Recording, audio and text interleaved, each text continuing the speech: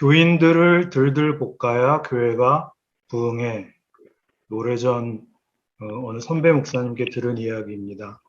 속으로 교인이 무슨 콩인가 들들 볶게라고 생각했습니다. 과연 그럴까요? 우리 포럼 일정 중에 사형론을 주제로 이야기를 나누었던 시간에 윤준관 교수님께서 목사가 죽어야 교회가 산다는 오래된 세간의 명제에 대해서 우리끼리 비밀이지만 땡땡 같은 소리 하지 말라라고 말했습니다.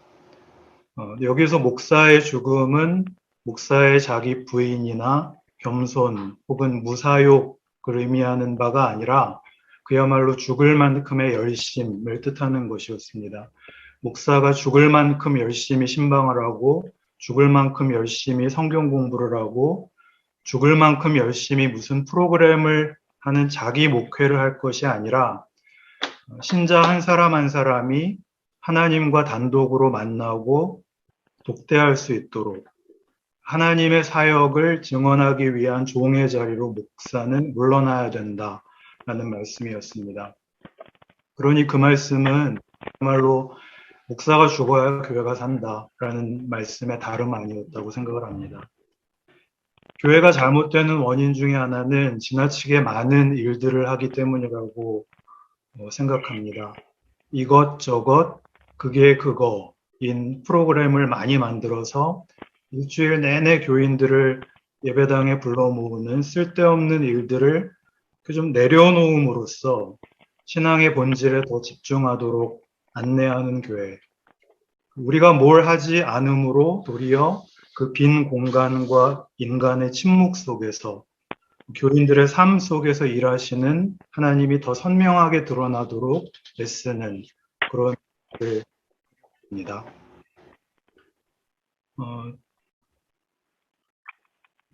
제가 담임 목사로 심부름하고 있는 교회는 서울 도심의 한 건물 지하에 위치하고 있는 아주 작은 교회입니다.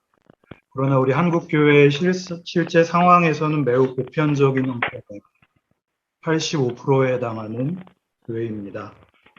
저희는 이곳에서 벗어나서 소위 큰 교회를 이루겠다는 생각은 가져보지 못했고 하나님께서 우리를 작은 교회로 부르셨다는 그리고 상가 교회로 부르셨다는 그 부르심의 의미에 집중하고자 했습니다.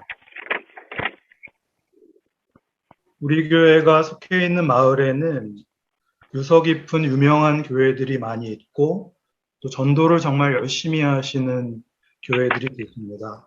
길을 다니다 보면 철마다 방법을 달리해서 뭘 열심히 주시면서 전도하시는 분들이 많고 때로는 분들의 순수한 열정이 지나쳐서 출근길 시민들의 눈살을 찌푸리게 하는 그런 경우도 있습니다. 우리 교회는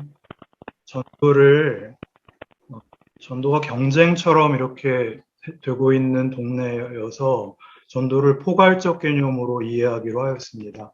전도지 나눠주는 것을 곧 전도로 여기는 행위로서의 전도는 그냥 그 일을 잘하시는 다른 교회들에게 좀 위임해드리고 우리는 우리에게 맡겨진 선교적인 가치가 담긴 일들을 찾아서 우리답게 하나씩 천천히 무리하지 않고 그렇게 해나가기로 하였습니다. 저희 교회 교우님들은 모두 맞벌이를 하십니다. 또 어린 아이들을 키우고 계셔서 정말 고단하고 팍팍한 일상을 살아가시는 분들이시죠. 그러다 보니까 점차적으로 주중 사역은 불가능하게 되었습니다. 수요 성경 공부의 경우에는 몇 년간을 시도했는데 어느 날 공부를 마치고 댁에 바래다 드린 교우님께서 아이 손에 이끌려서 어둠 속으로 사라지시던 그 피곤에 쩌든 그런 뒷모습을 본 후에 교우님들께 양해를 구하고 중단된 상태입니다. 새벽기도 역시 같은 이유로 자율적인 매일 성경 읽기로 대체했습니다. 그리고 사순절, 대림절 같은 전례 시기에는 루터란에서 나오는 묵상집을 활용하고 있고 고난 주간에만 십자가 묵상 새벽 기도회 열고 있습니다. 매일 성경 읽기를 이번 포럼에서 처음 들은 성경 정독의 개념을 적용해서 좀 더 구체화해 보려고 생각합니다. 결국 저희 교회는 주일 하루에 집중해서 짧지만 최대한의 의미를 부여하는 그런 시간들을 보내고 있습니다. 교회력에 따르는 주일 공동 예배를 드리고 다 같이 반갑게 정중하게 인사한 후에 각자 준비해온 음식을 나누며 지난 한 주간의 삶에 대해 이야기하고 함께 웃고 함께 우는 신앙 안에서의 서로를 지지하고 격려하는 밥상 공동체 시간을 갖습니다. 그리고 오후에는 다 같이 어린이 청소년 학교를 엽니다. 한 달에 한 번은 아빠가 읽어주는 성경 이야기 시간을 갖고 있습니다. 성경 내용을 기반으로 하는 좋은 동화책을 선정해서 모두가 둥글게 앉아서 아빠들이 읽어주는 성경 이야기를 어린이부터 어른까지 다 같이 듣습니다. 주일 하루에 하나님의 호흡으로 숨쉬는 경험을 한 교우님들은 집으로 돌아가서 가족들과 더불어 편안한 주일 저녁 시간을 보내고 숨쉰 만큼 빛되는 도록 교회는 응원합니다. 그러면서 이렇게 돌아보면 이렇게 저희 교회는 어떤 새로운 시도를 선뜻 제안하기 어려운 그런 토양을 가지고 있습니다. 어쩌면 목회를 시작하면서 가졌던 여러 가지 사역에 대한 꿈들을 저희 교회 16년 됐는데요. 16년 동안 그냥 하나씩 내려놓는, 마땅히 하나씩 포기해가는 그런 시간들이었습니다. 그러나 그것 역시 많은 성찰을 하게 우리에게 요구하시는 하나님께서 의도하신 컨텍스트라고 우리는 그렇게 믿고 우리의 상상을 뛰어넘는 방법으로 우리의 신앙을 형성해 가시는 하나님의 손길임을 신뢰하고 있습니다. 그래서 이 안에서 하나님께서 허락하시는 의미를 찾고 또 다른 의미에서는 큰 교회들은 하기 어려운 그런 또 다른 의미의 목회적인 실험들을 시도하고 있습니다. 예. 이번에 주어진 과제에 따라서 교우님들께서 작성해 주신 설문지를 받았습니다. 익명으로 작성하라고 권하셨지만 사실 저는 저희 교회 교우님들의 글씨체를 다 알고 있습니다. 또 교회에 대해서 누가 무슨 생각을 하고 있는지 대충 알고 있습니다.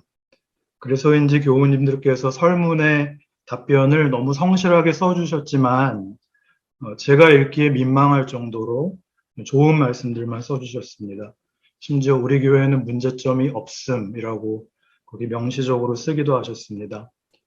설문을 읽다가 이런 교회가 진짜 있다면 내가 다니고 싶다 생각할 정도로 교회는 완벽하고 사랑이 넘치고 죄송합니다. 목사님은 부드러운 카리스마와 탁월한 지도력으로 교회를 이끌고 계시고 설교도 최고다 이렇게 하셨습니다. 그래서 이번 설문과 관련해서는 나중에 좀 더 충분한 시간을 가지고 말씀해 주신 대로 수양회나 다른 기회를 통해서 허심탄회하게 다시 한번 제대로 교회를 이야기할 수 있는 일들을 시도해 보고 싶습니다. 저희 교회는 1년에 한 번 공동의회를 가지면서 다른 거 하기 전에 제일 먼저 교회의 정체성을 재확인하고 새롭게 하는 차원에서 여기저기서 그럴듯한 문장들을 다 끌어모아서 저희답게 정리한 글들을 읽고 있습니다. 그 내용들을 바탕으로 이번 목회자 담임 목사 포럼에서 함께 배우고 생각한 것들을 기반해서 우리 교회 목회를 재해석하고 구조적으로 재배열한 그런 일들을 해봤습니다. 좀 억지스러운 이야기일지는 모르겠지만 저희 교회는 불가피하게 이미 주일 주님의 날 그리고 주간 주님과 동행하는 여정이라는 큰 틀 속에서 목회적인 의미를 찾고 있다고 주장을 하고 싶고요. 주일을 하나님의 호흡으로 숨쉬는 날, 그리고 주간의 삶은 숨쉰 만큼 빛되는 날, 이렇게 한번 적용을 해봤습니다.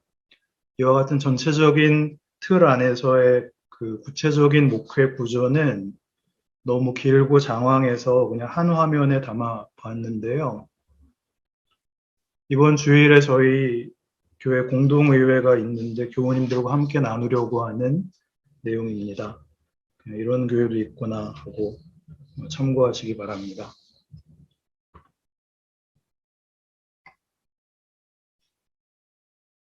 이번 포럼에서 종종 그 목사님들의 교회의 사례를 들으면서 참 부럽기도 하고 한편으로는 좀 다른 나라 얘기처럼 느껴지기도 했습니다.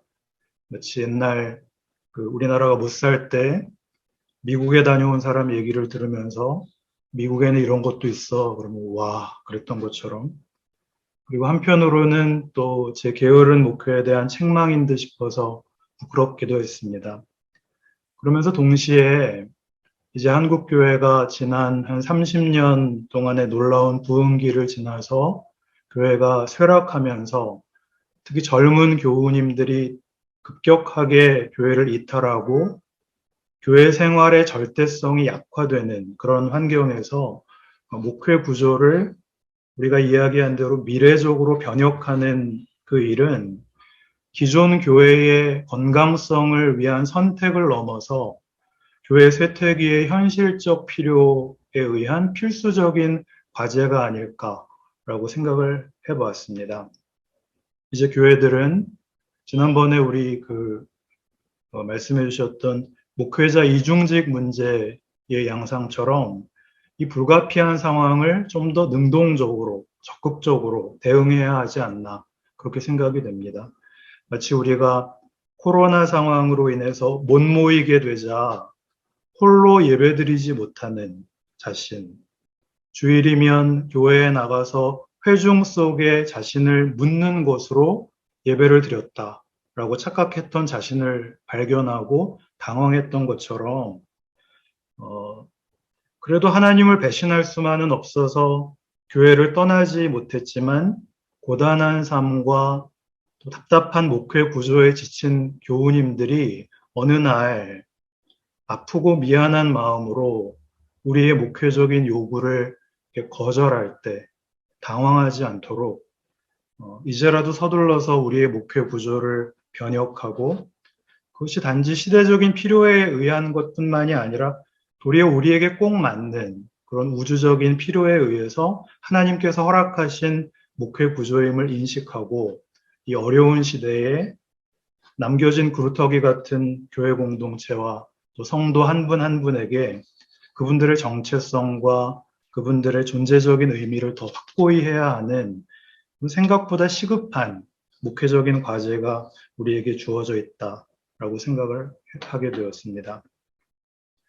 마지막으로 이번 포럼은 저에게 무척 큰 의미가 있고 또 재미있는 시간이었습니다.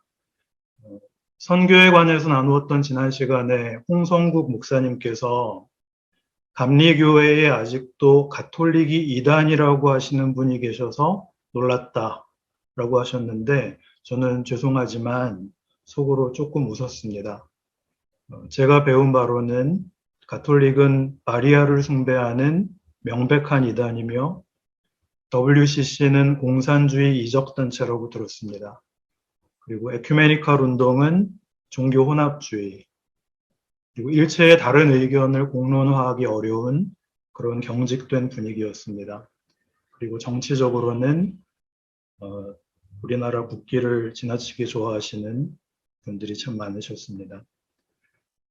그런 분위기에서 제가 혼자 나름대로 공부하고 목회적으로 적용하고 그러는 태도나 입장이 괜찮은 것일까라고 하는 부담이 늘 있었는데 제가 머리도 나쁘고 게을러서 공부도 잘 못하고 신학교도 겨우 졸업했기 때문에 제 한정된 틀을 벗어나는 얘기를 이렇게 줌이지만 육성으로 거의 처음 들었습니다.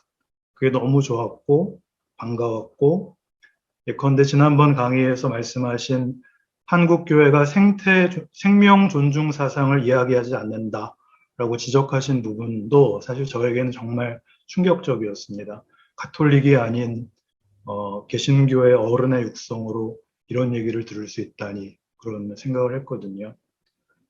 이번 포럼을 통해서 생각의 지평이 확장되고 또 해방되는 그런 큰 자유를 얻을 수 있도록 많은 수고를 해주신 여러 목사님들께 감사드리고, 특히 이 포럼에 초대해 주신 제 은사님이신 김국환 교수님께 감사드리고, 또 제 스승의 스승이신 은중관 교수님께 깊이 감사드립니다.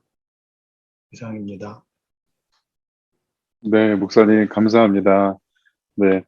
제가 받은 원고는 이보다 훨씬 더 많았습니다. 많아서 어떻게 발표하실지, 생각해 봤는데 이렇게 좋은, 자료를 요약해서 또 보여주셨고요. 네, 혹시 목사님들 궁금하신 거나 아니면 나누고 싶으신 내용 있으시면, 좀 말씀해 주시면 좋겠습니다. 목사님이 공유 중지를 한번 해주시면, 네, 좋을 것 같습니다. 네.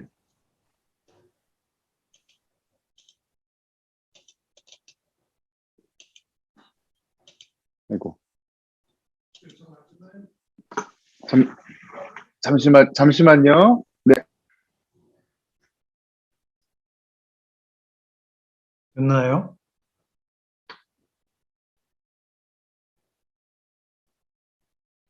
목사님, 예, 아직 교단이 예정이신가요? 지금은 예성에서 탈퇴해 있습니다. 네? 다시 한번. 탈퇴해 있습니다. 예성이 아닙니다.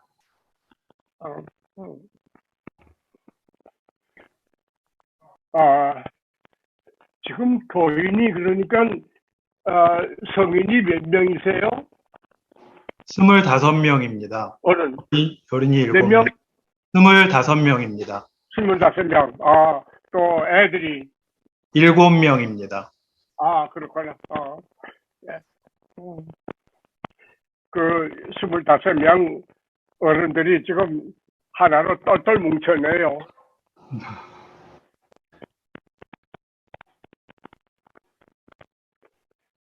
하나만 더 물을게요.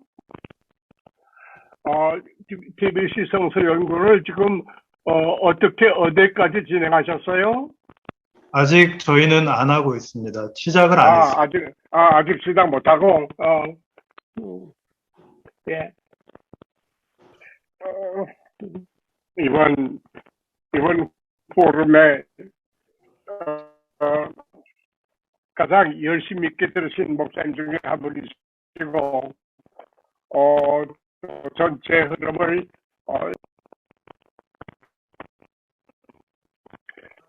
다른 목사님들 질문하시죠?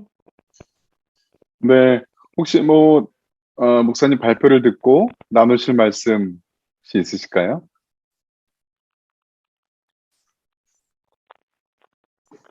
네.